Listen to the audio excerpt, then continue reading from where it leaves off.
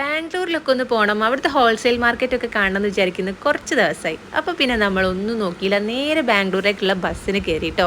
രാത്രി 9 മണിക്ക് എടുക്കുന്ന ഈ ബസ് നമ്മൾ ഒരു ഉറക്കം ഉറങ്ങി എഴുന്നേൽക്കുമ്പോഴത്തേക്കും ബാംഗ്ലൂർ എത്തും കേട്ടോ. നമ്മൾ റെഡ് ബസ് വഴിയാണ് ഈ ഒരു MCK എന്ന് പറഞ്ഞ ബസ് ബുക്ക് ചെയ്തിട്ടുള്ളത്. നല്ല അടിപൊളി ബസ്സായിരുന്നു, നീറ്റ് ആൻഡ് ക്ലീൻ ആയിരുന്നു. പിന്നെ നമ്മൾ ആ ട്രെയിനിൻ്റെ ഫീലിലൊന്നും എന്തായാലും ബസ്സിന് കിട്ടില്ല. ഗട്ടറൊക്കെ വരുമ്പോൾ നമ്മുടെ തലയിട്ട് ഇങ്ങനെ കുലുങ്ങും.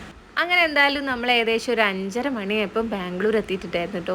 നല്ല ക്ലൈമറ്റ് ആയിരുന്നു, അത്യാവശ്യം നല്ല തണുപ്പൊക്കെ ഉണ്ടായിരുന്നേ. നമ്മൾ AC ബസ്സായതുകൊണ്ട് തന്നെ ആ തണുപ്പിലേക്ക് വന്നിറങ്ങിയപ്പോൾ ഒന്നുകൂടി തണുത്ത്. അങ്ങനെ ഞങ്ങൾ ഇന്ന് നടക്കുന്നത് റൂം അന്വേഷിച്ചിട്ടാണ് കേട്ടോ. റൂം അന്വേഷിച്ച് കുറച്ച് നടന്ന് അങ്ങനെ എന്തായാലും അവസാനം നമ്മളൊരു ഫാമിലി റൂമാണ് നമ്മൾ എടുത്തിട്ടുണ്ടായിരുന്നത്. അപ്പോൾ 1800 കേട്ടോ റൂമിന് ചാർജ് വന്നത്. ഒരു കബോർഡും അറ്റാച്ച്ഡ് ബാത്റൂമും ഡ്രസ്സിങ് ടേബിളും TVയും കാര്യങ്ങളൊക്കെ ഉള്ളൊരു റൂമായിരുന്നു. പിന്നെ നമ്മൾ കുളിച്ച് ഫ്രഷായി നേരെ പോണത് എങ്ങോട്ടാ? ഫുഡ് കഴിക്കാൻ. നമുക്ക് വിശന്നിട്ട് വയ്യ. അങ്ങനെ നമ്മൾ പോകുന്നത് മസാല ദോശയെ ലക്ഷ്യമാക്കിയിട്ടാണ്. കാരണം നമ്മൾ പുറത്ത് എവിടെ പോയി കഴിഞ്ഞാലും മസാല ദോശ കഴിക്കുള്ളൂ, കാരണം അതിനെല്ലായിടത്തും ഏകദേശം ഒരേ ടേസ്റ്റ് ആയിരിക്കുമല്ലോ.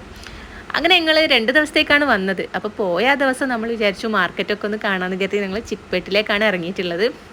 ഏകദേശം നമ്മളൊരു മിഠായി തെരുവിൻ്റെ വൈബായിരുന്നു കേട്ടോ. പക്ഷേ എനിക്ക് നമ്മുടെ ആ ഒരു മിഠായി തെരുവിൻ്റെ അത്ര നീറ്റ് തോന്നിയിട്ടില്ല. അത് എൻ്റെ മാത്രമാണോ എന്നറിയില്ല, ഇവിടെ കണ്ടോരോന്ന് കൂട്ടിയിട്ടത്. അപ്പോൾ അവിടെ ഒരുപാട് മാർക്കറ്റ് ഉണ്ട് കേട്ടോ. അപ്പോൾ ഇനി ബാക്കിയുള്ള വിശേഷങ്ങളായിട്ട് നമ്മൾ അടുത്ത പാർട്ടിൽ ഇങ്ങനെ വരാം. ഓക്കെ.